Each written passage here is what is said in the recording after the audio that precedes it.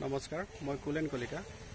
আজি আমাৰ অসমত নিবনুৱা সমস্যা এটা ভয়াৱহ ৰূপ হিচাপে পৰিগণিত হৈছে আৰু কৰোনা কালৰ সময়ত আমাৰ নিবনুৱাৰ সংখ্যা দিনক দিনে বাঢ়ি আহিব ধৰিছে আৰু এই নিবনুৱা বৃদ্ধিৰ সময়তে আমাৰ অসমত দক্ষতা বিকাশ যদি আমি কৰিব পাৰোঁ তেনেহ'লে নিবনুৱাৰ এটা ভাল উপযুক্ত প্লেটফৰ্ম হ'ব পাৰে আৰু এই প্লেটফৰ্মৰ কাৰণে আমাৰ কিছুমান ডেকা চামে উঠি আহিছে কিছু কাম কৰাৰ কাৰণে। আৰু আজি আমি ক'ব বিচাৰিছোঁ যে কিদৰে ঘৰতে কোনো ধৰণৰ সময় খৰচ নকৰাকৈ পৰিয়ালৰ যিকোনো সদস্যই তাত অংশগ্ৰহণ কৰিব পৰা এবিধ খেতিৰ বিষয়ে আৰু সেই খেতিবিধ হৈছে মাছৰ খেতি বা মাছৰ ব্যৱসায় বায়োফ্লক পদ্ধতিৰে। তো এই বায়োফ্লক পদ্ধতি কি, কেনেকৈ আমাৰ নিবনুৱা সমস্যা ইয়াৰ দ্বাৰা সমাধান হ'ব পাৰি, কিমান আয় কৰিব পাৰি, কেনেকৈ এই খেতিবিধ কৰিব পাৰি তাৰ বিষয়ে মই আজি কথা পাতোঁ।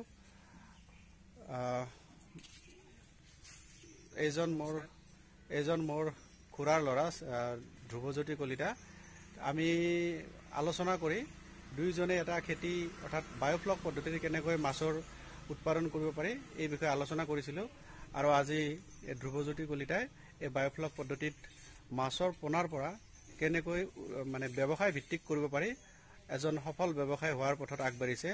আমি এতিয়া চাম তেওঁৰ এই খেতিবিধ অৰ্থাৎ বায়োফ্লকত মাছবিধ কেনেকুৱা হৈছে আৰু কি পদ্ধতিত কেনেকুৱাকৈ আৰম্ভ কৰিছে গোটেইখিনি কথা আমি আজি চাব বিচাৰিম। আচ্ছা, মই বৰ্তমান জানিব বিচাৰিছোঁ এই বায়োফ্লক পদ্ধতিৰ চিন্তা কেনেকৈ আহিল আৰু এইখিনি কাম আৰম্ভ কৰাৰ কাৰণে প্ৰথমতে কি প্ৰত্যাহ্বানৰ সন্মুখীন হ'ল আৰু এই প্ৰত্যাহ্বানটো কেনেদৰে লৈ ব্যৱসায়টোত আৰম্ভ কৰিলে তাৰ বিষয়ে প্ৰথমতে ক'ব। হয়, মই প্ৰথমতে আজিৰ পৰা প্ৰায় 2 বছৰমান আগতে ইউটিউবত এদিন দেখিছিলোঁ যে বায়োফ্লক ফিছ ফাৰ্মিং বুলি এটা পদ্ধতি আছে, যিটো পদ্ধতিৰ দ্বাৰা কম ঠাইতে অধিক মাছ উৎপাদন কৰিব পাৰি। তো মই ভিডিঅ'বিলাক চাই থকা আৰম্ভ কৰিলোঁ। লাহে লাহে মোৰ মন গ'ল যে এইটো মই কৰি চাব পাৰোঁ নেকি বুলি। তাৰপিছত এদিন মই হঠাতে দেখিলোঁ যে শিৱসাগৰত এনেকৈ ট্ৰেইনিং দি আছে। তো মই যোগাযোগ কৰি পেলাই ট্ৰেইনিং এটা ল'লোঁ যোৱা ফেব্ৰুৱাৰী মাহত। ট্ৰেইনিং লোৱাৰ পিছত লকডাউন পৰি পেলাই মোৰ সকলো পৰিকল্পনা থাকি গ'ল। তাৰপিছত এই মই জুলাই মাহত মাছ টেংকিত দিছোঁ, সকলো ঠিক ঠাক কৰি পেলাই। আচ্ছা, ট্ৰেইনিংটো কিমান দিনীয়া ট্ৰেইনিং আছিল? ট্ৰেইনিংটো একদিনীয়া আছিলে। মই এদিনীয়া ট্ৰেইনিঙত গোটেইখিনি কথা বুজি পোৱা হয়নে? একদিনীয়া ট্ৰেইনিঙত কিছুমানে কয় সম্ভৱ হয়, কিছুমানে কয় নহয় বুলি, কিছুমানে 3 দিনীয়া ট্ৰেইনিঙত দিয়ে। তো একদম ভালকে ময়ো ক'ব নোৱাৰিম, কাৰণ মই এদিনতে গোটেইখিনি শিকিছোঁ বুলি মই এটা ধাৰণা হৈছে। গোটেইখিনি বস্তু যেতিয়ালৈকে এতিয়া মই কৰি থাকিব যিটো পাৰিছোঁ, গোটেইখিনি বস্তু মই শিকি আছোঁ, গোটেইখিনি এদিনতে শিকিব পাৰি বুলি মই এটা ধাৰণা কৰোঁ আৰু। আচ্ছা, বায়োফ্লক পদ্ধতি হৈছে এটা মাছৰ কৃত্ৰিম উৎপাদন পদ্ধতি। এই কৃত্ৰিম উৎপাদন পদ্ধতিত যদি আমি খেতিবিধ কৰোঁ তেনেহ'লে পানীৰ গুণাগুণটো হৈছে ইয়াৰ এটা দৰকাৰী কথা। পানীৰ গুণাগুণ আমি যদি বায়োফ্লক পদ্ধতিটো আৰম্ভ কৰিব খোজোঁ তেনেহ'লে প্ৰথমতে আমি কেনেদৰে সাজু হ'ব লাগিব, অৰ্থাৎ কি বস্তুৰ প্ৰয়োজন হ'ব, এই কথাখিনি এবাৰ কৈ দিয়াচোন। হয়, প্ৰথমতে বায়োফ্লকৰ টেংকি ক'ব গ'লে টেংকি আমি 5,000ৰো কৰিব পাৰোঁ, 10,000 লিটাৰো কৰিব পাৰোঁ, তাতকৈ ডাঙৰ 20,000 লিটাৰো কৰিব পাৰি। কিন্তু প্ৰথম যিসকলে কৰিম ভাবে তেওঁলোকে 5 বা 10,000 লিটাৰৰ কৰাটো ভাল, কিয়নো বিভিন্ন প্ৰত্যাহ্বান আহিব। কাৰণ আমি যিহেতু জীয়া বস্তু এটা আমি ফাৰ্মিং কৰিম, তো প্ৰত্যাহ্বান হোৱাটো স্বাভাৱিক কথা। তো তাৰ কাৰণে কম পৰিমাণত কৰি প্ৰথমতে পৰীক্ষামূলকভাৱে কৰি চোৱাটো ভাল।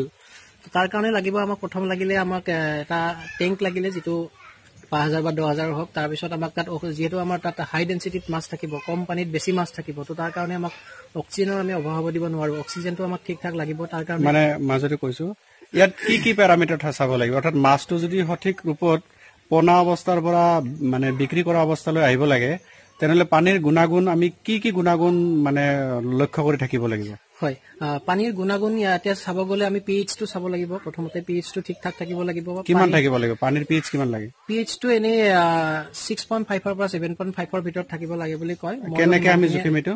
পিএইচ মিটাৰ কিনিব পায়, বহুত বেছি দাম নহয়, পিএইচ মিটাৰ কিনিব পায়। লগতে আমি যিটো চেলিনিটি, পানীৰ যিটো চেলিনিটি, সেইটো আমি নিমখৰ যিটোৱে অক্সিজেন ধৰি ৰখাত পানীটো সহায় কৰে, তো সেইটো ঠিক ৰাখিব লাগিব। তাৰপিছত এমনিয়া কণ্ট্ৰলটো আটাইতকৈ ডাঙৰ প্ৰত্যাহ্বান বুলি কয় বহুতে। আচ্ছা, এমনিয়া কিয় সৃষ্টি হয় পানীত? এমতে যিহেতু আমি তলটো যিহেতু ফ্লোৰ হয় পাকা হয়, তলত যিহেতু পাকা হয়, এতিয়া পুখুৰীত হলে কথাটো বেলেগ হৈ যায়। পুখুৰীতো এমনিয়া হয়, কিন্তু পুখুৰীতকৈ ইয়াত বেছি এমনিয়া হোৱাৰ কাৰণটো হৈছে যিহেতু আমি মাছৰ যিখিনি মল ত্যাগ কৰে সেইখিনি তলতে থাকি যায়। লগতে যেতিয়া ফ্লকটোৱে যেতিয়া কাম নকৰে বেছি ভালকে, তেতিয়া যিখিনি অৱশিষ্ট দানা ৰৈ যায় সেই দানাখিনিৰ পৰা এমনিয়া হোৱাৰ চান্সটো থাকি যায়। আৰু চাব লাগে যে টেংকিত যাতে গছৰ পাত বা অন্যান্য ধৰণৰ তেনেকুৱা বস্তু পৰিব নোৱাৰে বা তেনেকুৱা একো পচা বস্তু পৰিব নোৱাৰে, সেইটো আমি লক্ষ্য কৰিব লাগে। আচ্ছা, আমি যদি তাৰ পেৰামিটাৰবিলাক চাই থাকিব লাগে, তেনেহ'লে মুখ্যতঃ পেৰামিটাৰ কি কি আমি সদায় চেক কৰিব লাগে? এতিয়া মই ডেইলি চেক কৰোঁ আপোনাৰ TDS-টো আৰু TDS মানে কি আছিল? TDS-টো আপোনাৰ যিটো চেলিনিটিটো টেষ্ট কৰোঁ মই ডেইলি সেইটো। আৰু বাকী এমনিয়াটো ডেইলি নকৰিলেও কথা নাই। প্ৰথম এমাহমানলৈকে এমনিয়াটো কণ্ট্ৰল কৰাটো অকণমান দিগদাৰ হয়, যিহেতু ফ্লকটো আমাৰ তৈয়াৰ নহয় তেতিয়ালৈকে। প্ৰায় একমাহমানত ফ্লকটো যেতিয়া সম্পূৰ্ণভাৱে তৈয়াৰ হৈ যায় তেতিয়া এমনিয়াৰ ইমান দিগদাৰী নহয়। এমনিয়াৰ উপৰিও আৰু আমি নাইট্ৰেট আৰু নাইট্ৰাইট এই দুটা বস্তু আমি চাব লাগে বেছি ভালকে। তো এমনিয়াটো যেতিয়া ভালকে আমি কণ্ট্ৰল কৰিব পাৰোঁ বা যেতিয়া আমি পৰিষ্কাৰ পৰিচ্ছন্ন কৰি ৰাখোঁ, তেতিয়া নাইট্ৰেট বা নাইট্ৰাইট দুইটাই কণ্ট্ৰলত থাকি যায়। আৰু এইকেইটা যদি সামগ্ৰী আৰু অক্সিজেনটো ডিজলভ অক্সিজেন হয় ডিজলভ অক্সিজেনটো টেষ্ট কৰিব পাৰি, নকৰিলেও কথা নাই বুলি কয়। মই কিন্তু আনিছিলোঁ টেষ্টটো, মই প্ৰায় 20-25 দিনৰ মূৰত কৰি থাকোঁ। যিহেতু আমি কিমান LPM-ৰ দিওঁ সেইটোৰ ওপৰত কথা। এতিয়া মোৰ যিহেতু 10,000 লিটাৰৰ টেংকি আছে, তাত অলমষ্ট 80 LPM-ৰ মেচিন লাগি আছে। তো 80 LPM-ৰ মেচিন হ'লে 10,000-ত এনাফ সেইটো। তো একচুৱেলি মেচিনটো 100 কেনৰ হয়। তো মই অনুমান কৰিছোঁ যে 80 LPM মান দি আছে সি। তো মানে এইখিনি ক'ব বিচাৰিছে যে আমি বৰ্তমান অক্সিজেনটো তাত 24 ঘণ্টা ছাপ্লাই দি থাকিব লাগিব। অক্সিজেনটো 24 ঘণ্টাই ছাপ্লাই দিব লাগিব। অক্সিজেন আমি দিবই লাগিব। আৰু মেচিনো দুটা হ'লে ভাল, কাৰণ আমি 24 ঘণ্টা এটা মেচিন চলাই থকা মানে সদায় এটা ৰিক্স আহি যায়। তো দুটা মেচিন থাকিলে আমি এটা বেকআপ ৰাখি থোৱাটো ভাল। আৰু ঠিক আছে, এইখিনি হ'ল আমাৰ ব্যৱসায়টো আৰম্ভ কৰাৰ প্ৰাথমিক কথা। এতিয়া আমি চাম ব্যৱসায়টো আৰম্ভ কৰাৰ সময়ত আমাৰ কি কি ছেটআপ লাগে আৰু সেই ছেটআপখিনি কিমান দামত প্ৰথমতে কিনিব পৰা গৈছে, আৰু সেইখিনি ছেটআপ কৰাৰ পিছত মাছখিনি কেনেকুৱা হৈছে, আমি গোটেইখিনি কথা এতিয়া আমি টেংকিৰ ওচৰলৈ গৈ চাম। ঠিক আছে। এইটো হৈছে সেই আমাৰ বায়'ফ্লকৰ টেংকি। এই টেংকিটোৰ কেপাচিটি হৈছে প্ৰায় 10,000 লিটাৰ। এই 10,000 লিটাৰ কেপাচিটিত বনাওঁতে আমাৰ গোটেইখিনি ছেটআপ যদি আমি একবাৰ ভালদৰে দেখুৱাই লওঁ, এই টেংকিটো এনেদৰে যিহেতু এইবাৰ প্ৰথম প্ৰয়াস কৰা হৈছে, গতিকে বেছি খৰচত আমি গুৰুত্বটো দিয়া নাই, নিদি তাৰ ওপৰত প্লাষ্টিকৰে এনেকৈ ত্ৰিপাল কিনিব পায়, ত্ৰিপাল দিয়া হৈছে।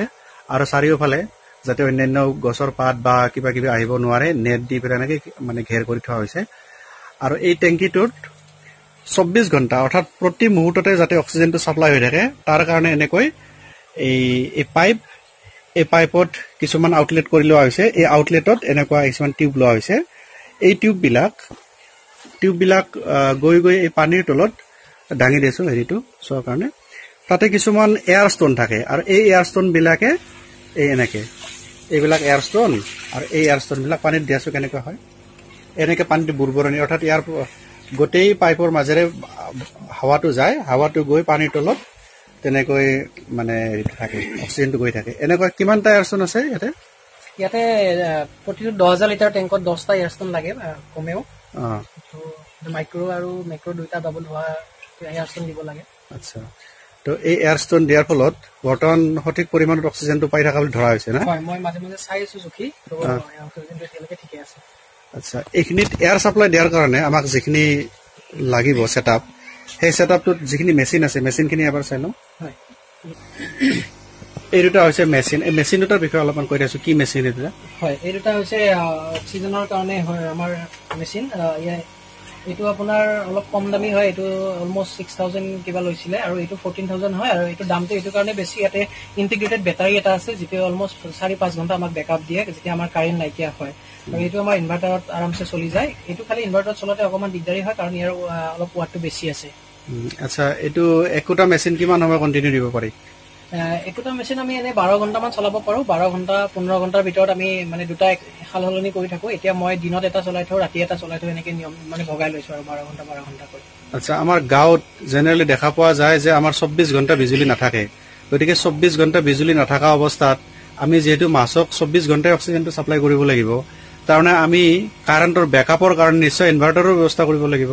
হয়, ইনভাৰ্টাৰটো লাগিবই, কাৰণ আমাৰ ইয়াতে আপুনি কৈছে যে যেতিয়া মানে এপ্ৰিল মে জুন এনেকে এইখিনি মাহত যেতিয়া বতাহ বৰষুণৰ ছিজনটো বেছিকে হয়, তো কাৰেণ্টটো 3-4 দিনৰ কাৰণে নাথাকে। তো সেইটো কাৰণে মই আৰম্ভ কৰোঁতে অকণমান দেৰিকে কৰিলো আৰম্ভ, আৰু ইনভাৰ্টাৰটো আমাক লাগিব। ইনভাৰ্টাৰ নোহোৱাকে আমি ৰিস্ক ল'ব নোৱাৰো, আৰু ইনভাৰ্টাৰ থাকিলে চলি যাব যেন লাগে। আমি তেতিয়া ইনভাৰ্টাৰটো খালি একদম ফুললি এইটো পাৰপাজতে চলাব লাগিব, আমি বেলেগকে বস্তু চলাব নালাগিব আৰু। আচ্ছা, যদি কোনোবা একজন নতুন কোনোবা ল'ৰাই ষ্টাৰ্টআপ এটা কৰিব খোজে, তেনেহ'লে এনেকুৱা 10,000 লিটাৰ টেংকি বা অন্যান্য সামগ্ৰীখিনি লৈ কিমান মান টকাৰে তেওঁ আৰম্ভ কৰিব পাৰে?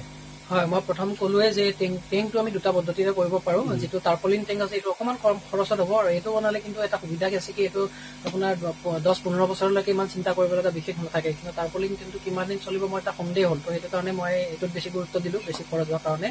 2 নম্বৰতে আমাক যিখিনি লাগিলে এয়াৰ পাইপ, লগতে আমাক যিখিনি বাকী বস্তু লাগিলে মেডিচিন বিশেষ নাই, বাকী আমাৰ টেষ্টিং টিউবখিনি লাগিলে। তো সেইখিনি অলমষ্ট 25,000 পৰা 30,000 যাব, ডিপেণ্ডিং অন আপুনি কি মেচিন ব্যৱহাৰ কৰে। তো আপুনি কিমান ৱাটৰ মেচিন আপোনাৰ 4,000 টকাৰ পৰা 5,000 টকাৰ পৰা 17-18-20,000 টকালৈকে পাই যায়। তো কেনেকুৱা মেচিন আমি ব্যৱহাৰ কৰোঁ তাৰ ওপৰত খৰচটো ডিপেণ্ড কৰিব। এনেকুৱা মেচিন বা টেষ্টিং কিটবিলাক ক'ত পোৱা যায়? টেষ্টিং কিটবিলাক আজিকালি এভেইলেবল হৈছে, অনলাইনো পোৱা যায় বা বৰপেটাত পাই বুলি শুনিছোঁ। এনে গুৱাহাটীতো 2-3 ঠাইত পোৱা যায়। আচ্ছা, আৰু যিখিনি টেষ্টিং কিট আছে, এই টেষ্টিং কিটখিনি এবাৰ চাই লোৱা যাওক, কি কি আছে টেষ্টিং কিটত। হয়, মই দেখাব বিচাৰিম। এইটো হৈছে আমাৰ PH মিটাৰ বুলি কয় এইটোক। এইটো আমি PH-টো জোখো। এইটো PH মিটাৰ। এইটো হৈছে TDS, এইটো চেলিনিটি বুলি ক'লো মই।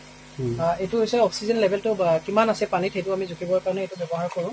আৰু এইটো হৈছে মাষ্টাৰ টেষ্ট কিট। ইয়াতে আমি এমনিয়া, PH, নাইট্ৰাইট গোটেইখিনি আমি জুখিব পাৰোঁ, গোটেইখিনি বস্তু। আচ্ছা, যদি কেতিয়াবা ইয়াত দেখা পোৱা যায় যে এমনিয়াৰ পৰিমাণটো বাঢ়ি গৈছে, কিন্তু বাঢ়ি গ'লেতো মাছখিনিৰ কাৰণে বিপদ হ'ব, গতিকে তাক কণ্ট্ৰল কৰাৰ কাৰণে আমি কি ব্যৱহাৰ কৰোঁ? হয়, এমনিয়া বা যিকোনো মানে চেলিনিটি হওক বা এমনিয়া হওক বা গোটেইখিনি বস্তু কমা বাঢ়া হ'লে বিভিন্ন ধৰণৰ উপায় আছে ইয়াতে।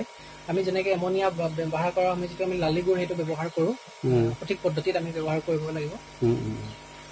আচ্ছা, বাৰু সামগ্ৰিকভাৱে আমি গোটেইখিনি কথা বুজি পালোঁ। ইয়াত এইবাৰ প্ৰথম পদক্ষেপত কিমান মাছ দিয়া হৈছিল ইয়াতে? এইবাৰ মই ইয়াতে প্ৰায় 6,000 মাছৰ পোনা দিছোঁ, কাৱৈ মাছৰ পোনা। মাছৰ পোনাটো ক'ত পোৱা যায়? মাছৰ পোনাটো মই নলবাৰীৰ পৰা আনিছিলোঁ, অমল মেডিকাৰ পৰা আনিছিলোঁ, নলবাৰী পাইকাৰকুচিৰ পৰা। আৰু দাম কেনেকুৱা পোনাৰ দাম? মাছৰ পোনাৰ দামটো মই জনামতে গোটেইখিনি ভিন হয়। মানে কাৱৈ মাছটো মই পাৰ পিছ 2 টকাকে আনিছিলোঁ, বাকী শিঙি মাগুৰ এনেকুৱা মাছখিনিৰ অকণমান দামটো বেছি হয়। আচ্ছা, মাছখিনি অলপ চোৱাৰ ব্যৱস্থা কিবা কৰিব পৰা যাব নেকি? হয়, মই চেষ্টা কৰিছোঁ।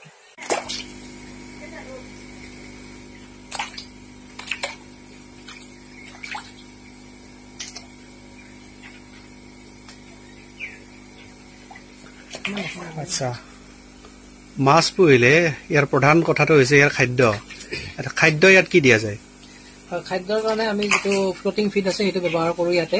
এই যিবিলাক ইয়াত ভাহি আছে এইবিলাক জেগাটো হয়, আমি খাদ্যৰ কাৰণে বিভিন্ন আছে ইয়াতে। 1 mm আছে, আমি তাতকৈ সৰুও পাওঁ, 1 mm, 2 mm, 3 mm। আমি বয়স হিচাপে মাছৰ আমি এইটো দি থাকিব লাগে। একদিনত কিমান দিব লাগে? সেইটো মাছৰ ৱেইটৰ ওপৰত ডিপেণ্ড কৰিব। আপোনাৰ মাছৰ কিমানখিনি ৱেইট আছে তাৰ 3% 4% আমি দানা দিব লাগে। তথাপি মোটামুটি হিচাপ কৰিলে পোনা যদি দিয়াৰ পিছত এমাহমানৰ ভিতৰত একদিনত কিমান গ্ৰাম মান দিব লাগিব?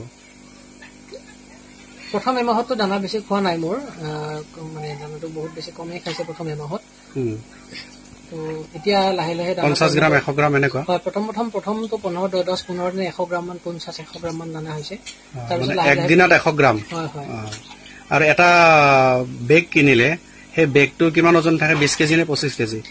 বেগ যিমানে সৰু হ'ব দানাটো, মানে 1 mm হ'ব, তাতকৈ সৰু হ'ব, সেইটো দানাৰ বেগৰ চাইজটো কমি সৰু হৈ গৈ থাকে আৰু দামটো বাঢ়ি গৈ থাকে। মানে 1 mm যিটো 1 কেজি হয়, তাত ধৰি লওক 85 যদি পৰে, 2 mm আমি সেইটো 65 মানলৈ পাই যাম। গতিকে এক বেগত কিমান মান পৰিব দানা? এতিয়া কি কোম্পানীৰ লগত কথা। মই এতিয়া বৰ্তমান এবিজৰ একুৱাষ্টাৰটো খুৱাই আছোঁ। তো এবিজ একুৱাষ্টাৰটো 1 mm টোত আপোনাৰ 2200 কিবা 2200 নে 2400 টকা, মই মনত পৰা নাই বৰ্তমান।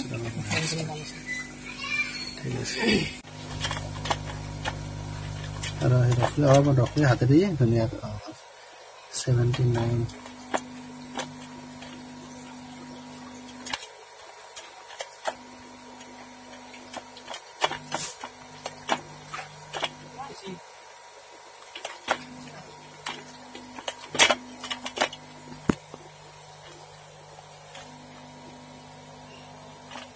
79 হৈছে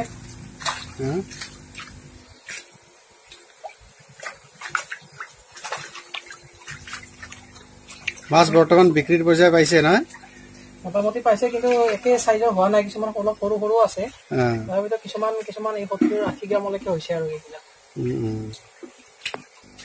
ঠিক আছে বৰ্তমান কেজিত কিমান দাম চলি আছে কেজিত বৰ্তমান টাইমটো অলপমান মাছৰ দামটো কম আছে কাৰণ যিহেতু এতিয়া মাছটো এভেইলেবল হৈ আছে আৰু প্ৰায় এমাহ দুমাহ পিছত মাছৰ দামটো অকণমান বাঢ়িব বুলি আশা কৰিছোঁ আৰু